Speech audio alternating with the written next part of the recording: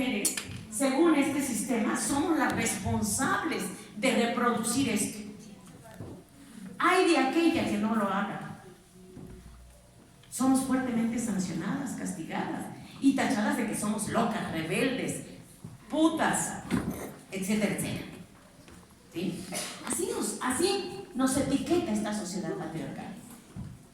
Luego, entonces, esta misma sociedad patriarcal ha otorgado privilegios ¿a quién? A los hombres sobre las mujeres. Pero esos privilegios también tienen costos para ellas. Porque ¿a poco ustedes creen que los hombres siempre han sido los proveedores? ¿A poco ustedes creen que los hombres siempre han cumplido con tres cosas muy importantes que les ha impuesto a los hombres también este sistema patriarcal? El ser proveedor, el ser protector y el ser reproductor. ¿No? Y ahí están los documentos del archivo judicial que nos dan cuenta de cómo las leyes fueron concebidas para tratar de castigar a las mujeres que denunciaban los casos de estupro, hoy violencia sexual, los casos de pederastia, que hoy ciertas religiones o la gran mayoría de las religiones del mundo realizan contra las niñas y los niños. Y esto ha sido denunciado por el feminismo. ¿Y qué han dicho los voceros o los representantes de las diferentes instituciones religiosas? ¿Qué han dicho? ¿Sí? Luego entonces también tenemos que decir que este sistema patriarcal ha regulado y controlado el cuerpo femenino y la sexualidad.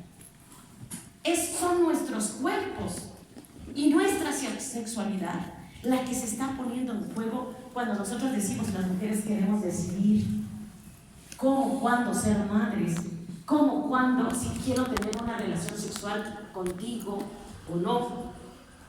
Ustedes saben, por ejemplo, que en el matrimonio hoy ya se puede denunciar la violación, así sea de tu esposo, de tu pareja, de tu novio.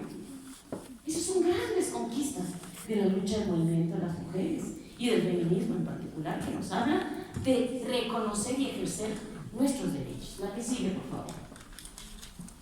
Entonces, el tema de la violencia está tratado desde diferentes categorías. El feminismo por eso es rico y por eso es diverso, porque nos ha permitido identificar que las mujeres no somos iguales.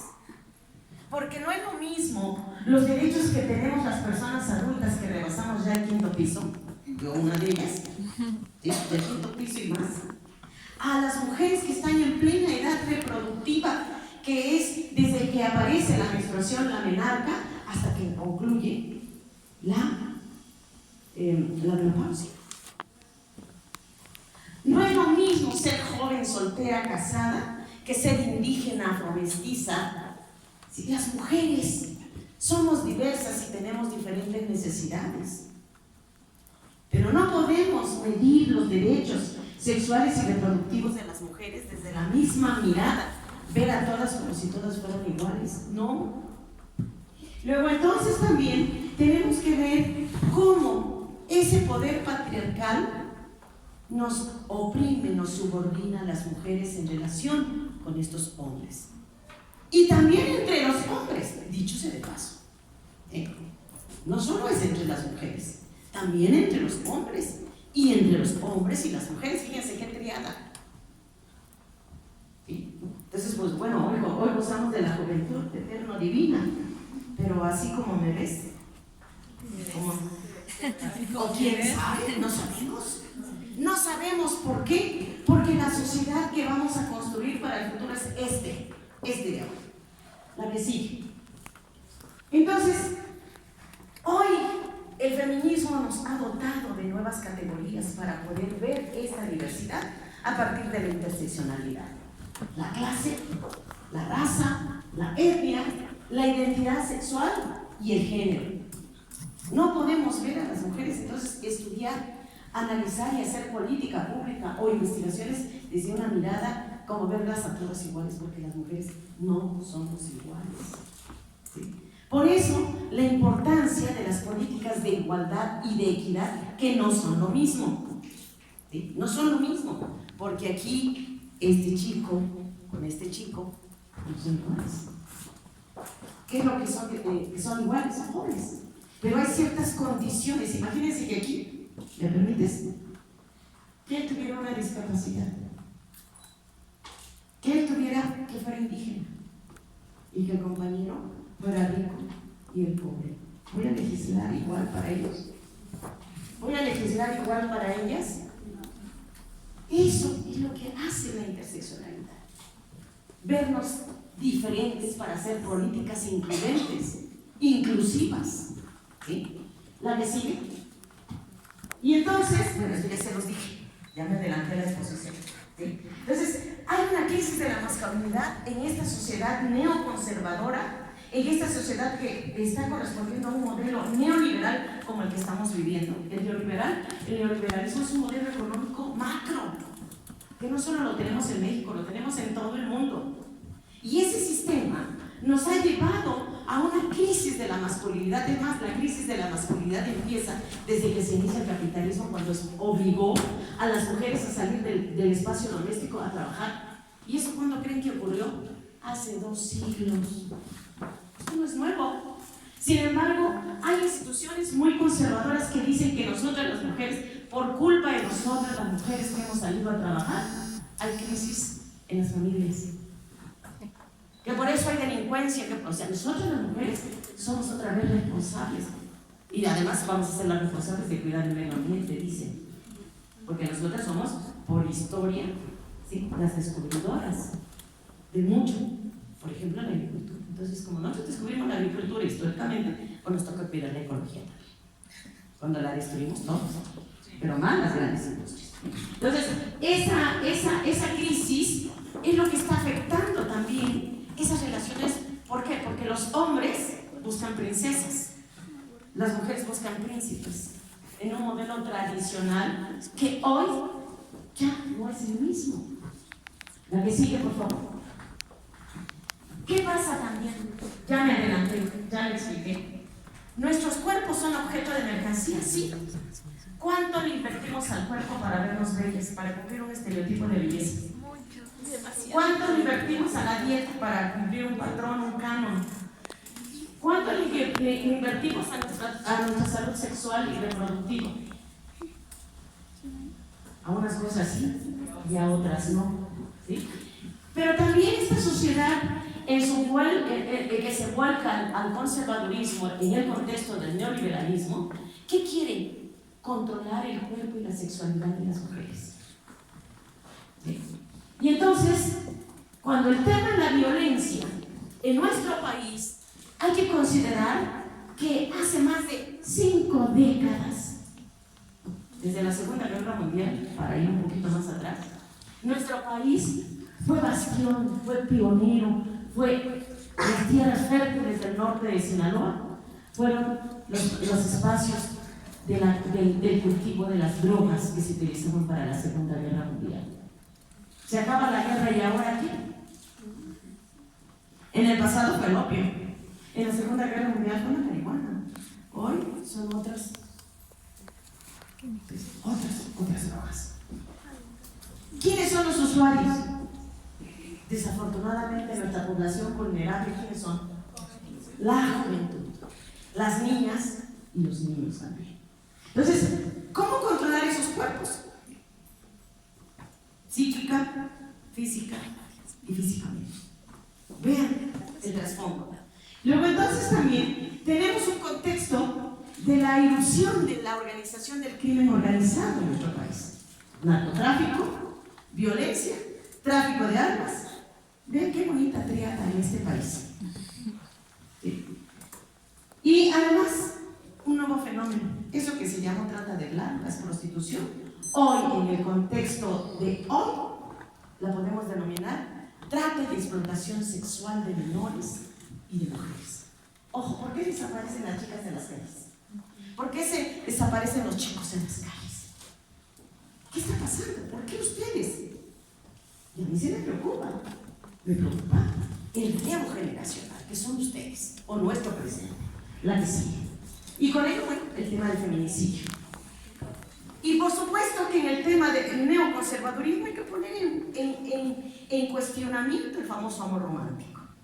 El amor romántico que nos lleva a reproducir estereotipos masculinos y femeninos en un acto que debe ser amoroso, de confianza, de reciprocidad.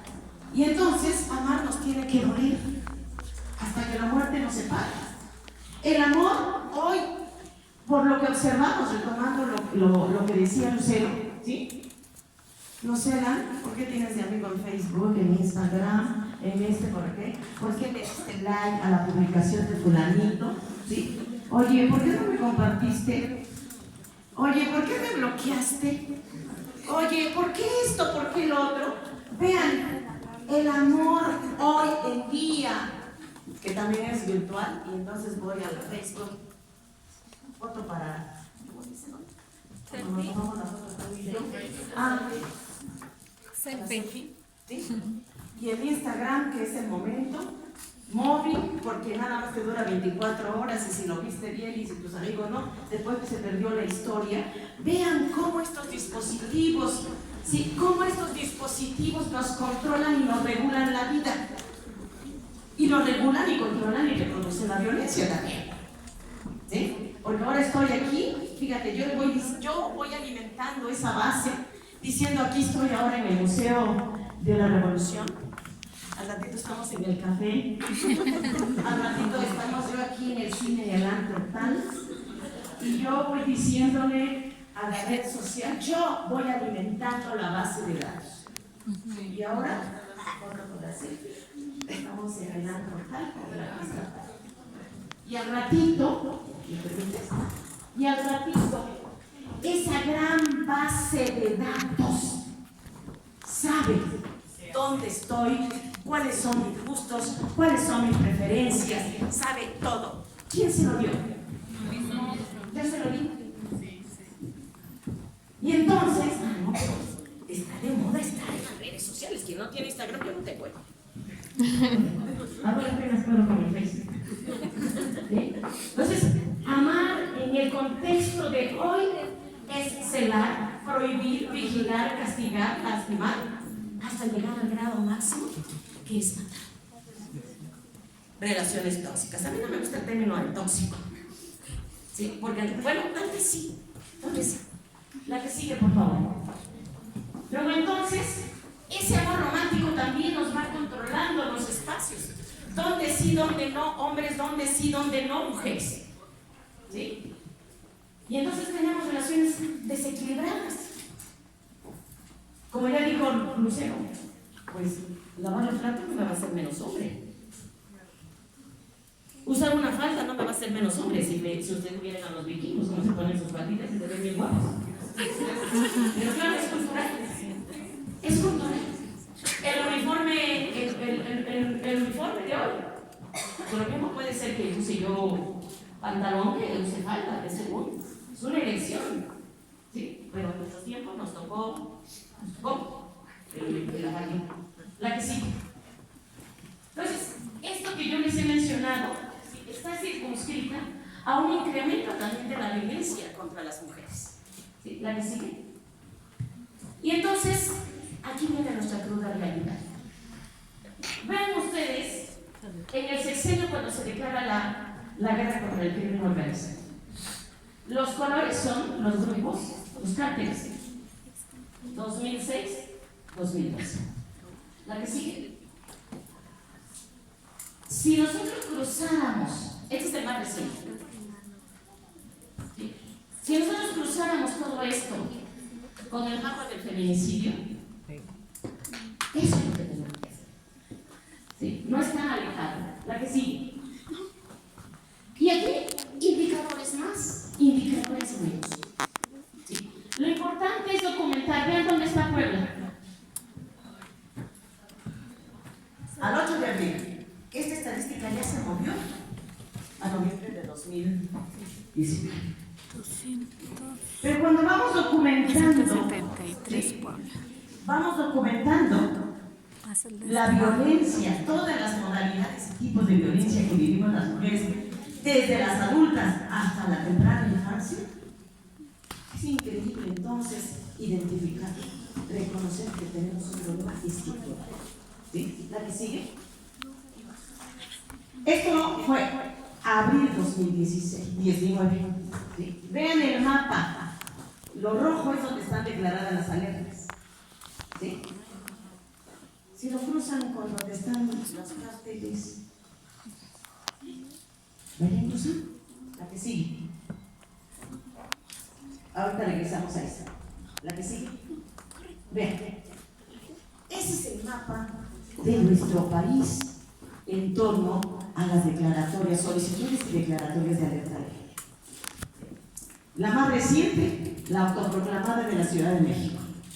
¿Sí? Pero también jóvenes como ustedes y organizaciones civiles, ahora sí a la de atrás, ¿sí? También se han preocupado por un tema que ya Lucero retomó, la violencia digital.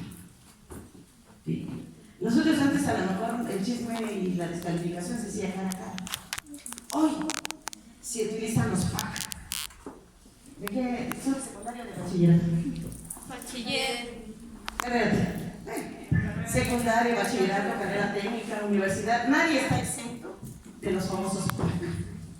¿Saben de qué es eso, verdad?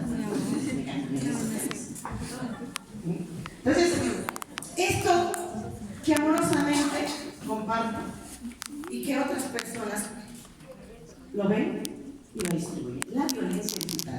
Entonces, gracias a la ley Olimpia, vean ustedes cuántos estados ya han declarado, reconocido y aprobado la ley Olimpia. ¿Dónde está Puebla? Moral. ¿Sí? Puebla fue de las primeras estados, ¿sí? Puebla. Entonces, ¿esto qué quiere decir? Un derecho más conseguido. En cuanto se proclame y salgan publicados en el decreto, ustedes ya pueden hacer denuncias y exigir la reparación del daño. ¿De esto sabían? ¿De la ley Olimpia? Vean cuántas leyes tenemos que aprender. ¿Sí? La que sigue, ahora sí. Entonces, otro elemento que tenemos en las escuelas, el amor romántico que reproducimos en las escuelas. El amor romántico es una cirugía plástica que se hizo. La violencia, y no la vemos. ¿Por qué no la vemos? Porque se ha naturalizado esto. Y creemos que violencia solo es cuando me va a golpear. De antes de llegar a la violencia física, hay violencia simbólica. Como dicen ustedes, me barrió. ¿Sí? Barrer a la chica o al chico, ¿qué es? No es un acto de discriminación, no es un acto de violencia. ¿Sí? Me bloqueó en el Facebook. No es un acto de violencia. Elimínalo. Dale vuelta a la violencia. ¿Quién tiene la capacidad de darle vuelta a la violencia? Sin embargo, vamos cayendo en el círculo de la violencia. Entonces, la naturalización de la violencia no se identifica, no la reconocemos.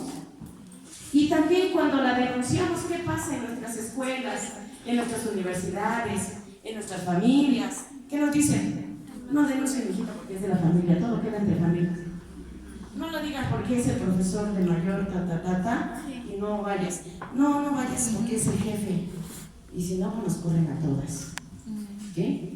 Vean ustedes cómo estos ejercicios de microviolencias también están en todos los espacios, empezando con la familia. ¿Quiénes creen que cometen los actos de acoso y hostigamiento sexual? Son los familiares. Son nuestros familiares, pero sin embargo, porque todo queda entre familia, no se denuncia. ¿Sí? Esto, la que sigue, por favor.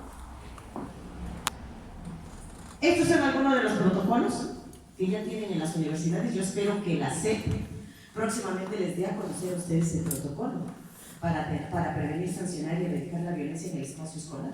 Que dicho sea de paso, en la Ley General de Acceso a un Mundo Libre de Violencia contra las Mujeres de nuestro país está tipificada la violencia laboral, la violencia docente.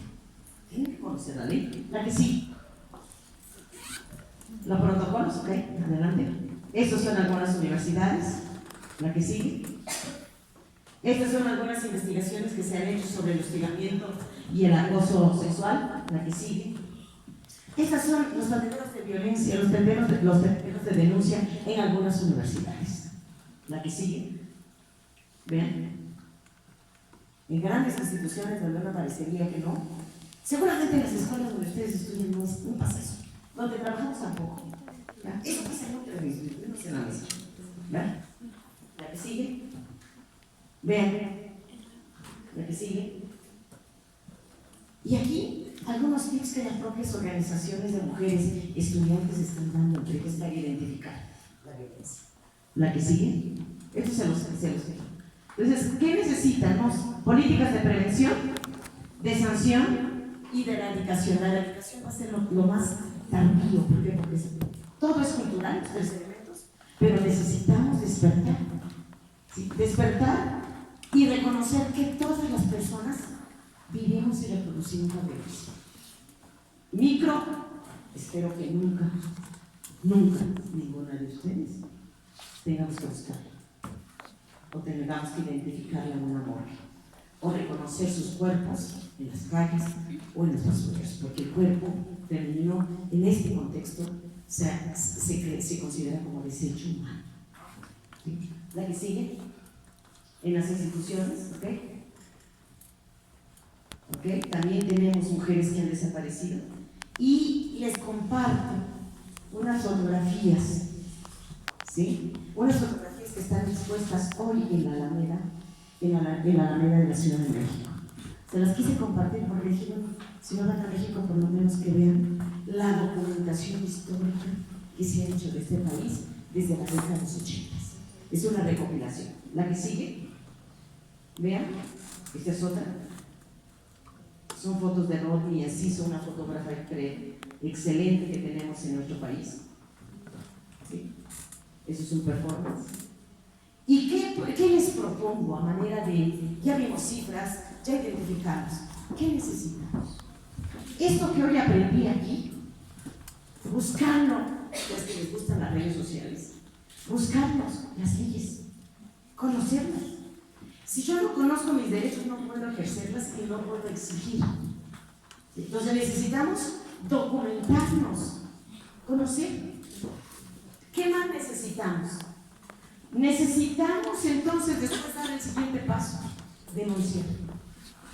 ¿Y qué vamos a denunciar? Desafortunadamente, ¿sí?, la falta de impartición de justicia, ¿sí?, y la falta de preparación de quienes se encargan de investigar, documentar los casos de acoso, hostigamiento y feminicidios, las muertes violentas de las mujeres, cometen, ahí dice la misión, pero no es cierto, es omisión. Omisiones e impunidad, que eso es lo que prevalece en nuestro país. Uno va al Ministerio Público y la doble victimización. Ay, ¿qué hizo, señora? ¿Por qué no? Sí. ¿Para qué no le tiene la sopa caliente? ¿Sí? Y lo escuché directamente cuando hicimos la investigación para documentar la alerta de género 2016 y 2017 en este estado. Si no lo hubiese escuchado y no hubiese observado, luego vienen y denuncian, otro caso, con un MP. Vienen y denuncian y luego después retiran la demanda. Nada más nos hace perder el tiempo. Vean, ahí, en ese archivo están todos los casos. Y ahora no damos registrar lo que está pasando en esos espacios donde se debe proteger y garantizar los derechos y la vida de las mujeres en un mundo de violencia. Tercer paso, ¿qué necesitamos? Tejer redes. Lo que me pasa a mí, te pasa a ti de otra manera.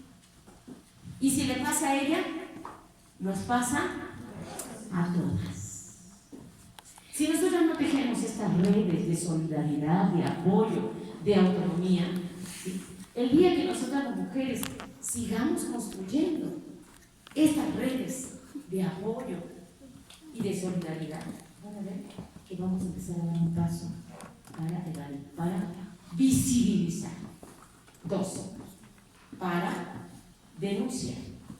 Y en un futuro, espero que sea, no a corto plazo porque esto es cultural, a mediano o largo plazo, digamos, ni una más. Vivan, los queremos, vivan. Muchas gracias.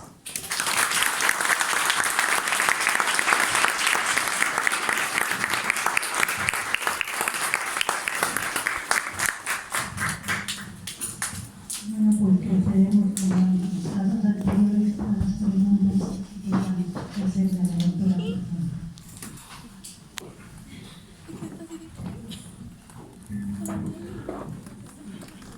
Aquí le paso el micrófono. Allá adelante.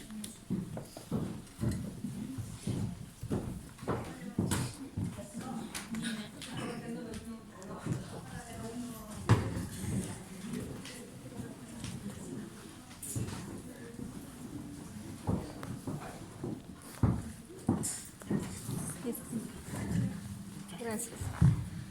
Hola, con respecto a eso de las denuncias y de todo eso, a mí también ya me tocó una vivencia que yo tengo un hermano que es muy violento y yo sí le puedo tomar hasta video y todo. Cuando estaba aquí en la PGJ en la 10 Oriente, fui y me atendió una mujer y me hizo sentir como si yo hubiera sido la culpable, no la víctima, no me creyó, incluso hasta yo estudié teatro y me trató como si todo hubiera sido un invento y yo estuviera actuando en la situación para perjudicar a una persona.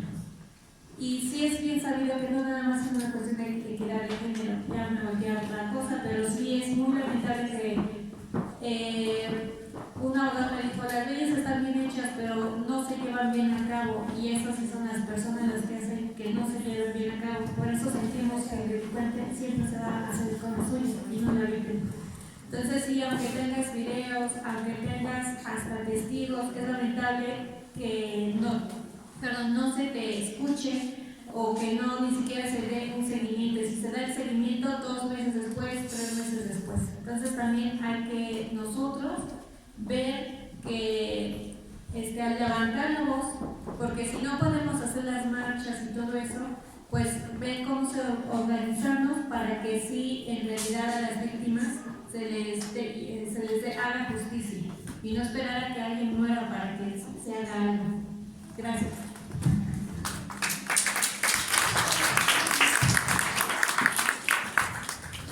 ¿Otra pregunta? Por favor, ¿nos podría explicar un poquito qué es lo de la ley Olimpia, por favor?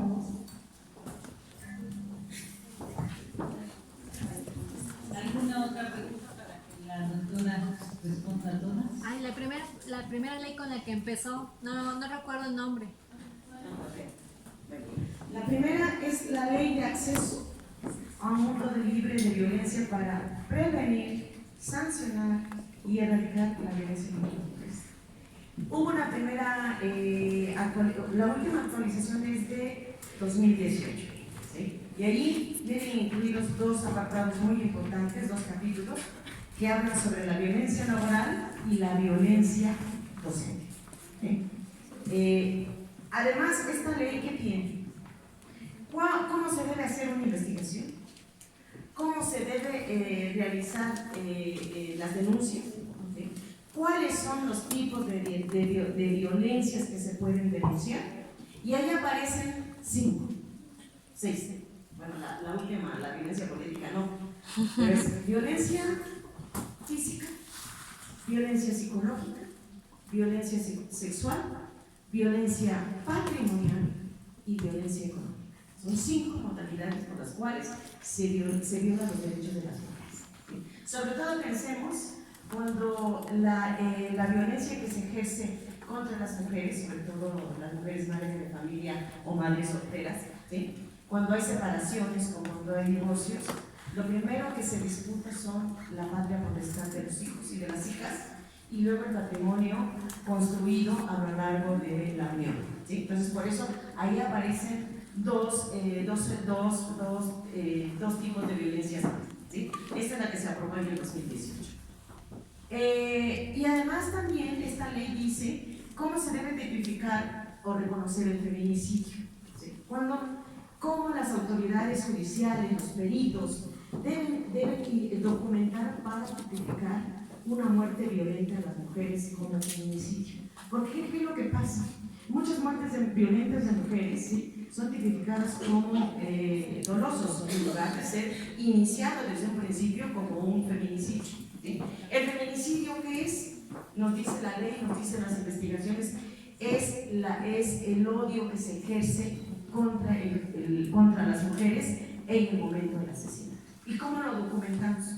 Por cómo está expuesto el cuerpo, por el tipo de arma que se utilizó, etc. ¿Sí? Hay muchas formas de documentar, pero sin embargo, quienes hacen las investigaciones y realizan los juicios no están sensibilizados para impartir justicia con perspectiva de género. Ese es otro problema que tenemos, ¿sí? Entonces, por eso cuando vamos a poner una denuncia, lo primero que recibimos es la revictimización del que es encargado de documentar y levantar nuestra denuncia, como es el Ministerio Público, ¿sí? O ya después que se turna y se documenta, pasa a un juez hasta que pasa a una fiscalía, ¿sí? Entonces debemos de conocer esos procedimientos, por eso la ley es muy importante.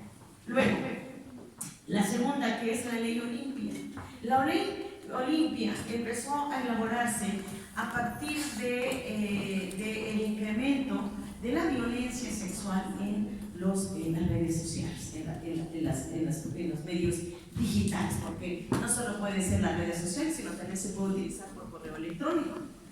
¿Sí? Y entonces esta ley sanciona y tipifica, ¿sí?, desde la pornografía digital, ¿sí?, hasta los actos de violencia digital que viven principalmente las mujeres. Por eso es importante la ley Olimpia. No sé si con eso respondo, y está muy estrechamente vinculada a la ley general para prevenir, sancionar y erradicar la violencia contra las mujeres en nuestro país, ¿sí?